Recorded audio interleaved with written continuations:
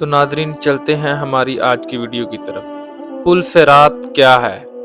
یہ پل صراط درج ذیل صفات کا حامل ہوگا، بال سے زیادہ باریک ہوگا، تلوار سے زیادہ تیز ہوگا، سخت اندھیرے میں ہوگا، اس کے نیچے کی گہرائیوں میں جہنم نہایت طریقی میں ہوگی، سخت بپھری ہوئی اور غضبناک ہوگی، گناہ گار کے گناہ اس پر گزرتے وقت مجسم اس کی پیٹھ پر ہوں گے۔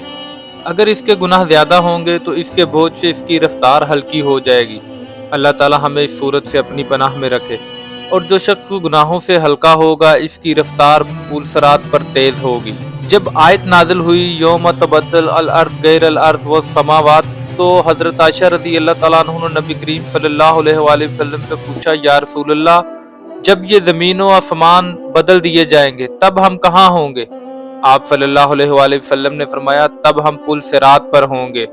پل صراط پر سے جب گزر ہوگا اس وقت صرف 3 جگہیں ہوگی، جہنم، جنت اور پل صراط۔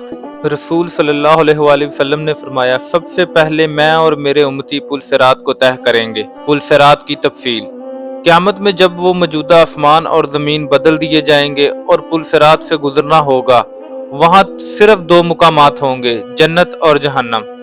جنت تک پہنچنے کے لیے لازماً جہنم کے اوپر سے گزرنا ہوگا۔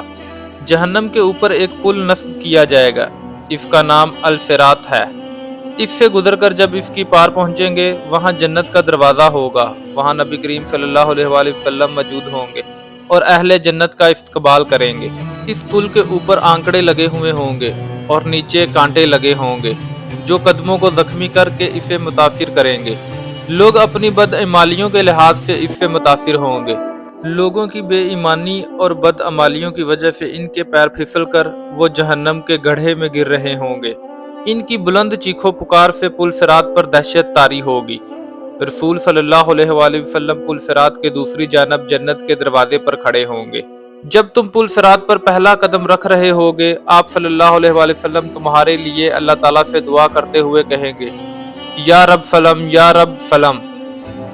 آپ بھی نبی کریم صلی اللہ علیہ وآلہ وسلم پر درود پڑھیے۔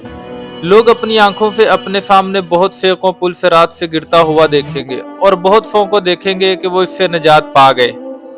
بندہ اپنے والدین کو پل صراط پر دیکھے گا لیکن ان کی فکر نہیں کرے گا، وہاں تو بس ایک ہی فکر ہوگی کہ کسی طرح خود پار ہو جائے، یعنی نفسا نفسی کا عالم ہوگا۔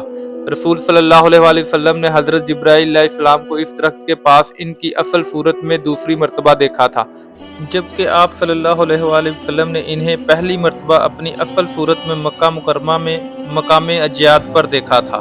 دنیاوی فتنوں کے مقابلے میں حق پر جمے رہو۔ دنیاوی فتنے تو سراب ہیں، ان کے مقابلے میں ہمیں مجاہدہ کرنا چاہیے اور ہر ایک کو ایک دوسرے کے لیے جنت حاصل کرنے پر مدد کرنی چاہیے، جس کی وسط آسمانوں اور زمین سے بڑھی ہوئی ہے۔ اس پیغام کو آگے بڑھاتے ہوئے صدقہ جاریہ کی نیت کرنا نہ بھولیے گا۔ تو ناظرین، آپ کو میری ویڈیو کیسی لگی؟ لائک، کمنٹ اور شیئر کریں۔ تب تک کے لیے اللہ حافظ، ملتے ہیں نیکسٹ ویڈیو میں۔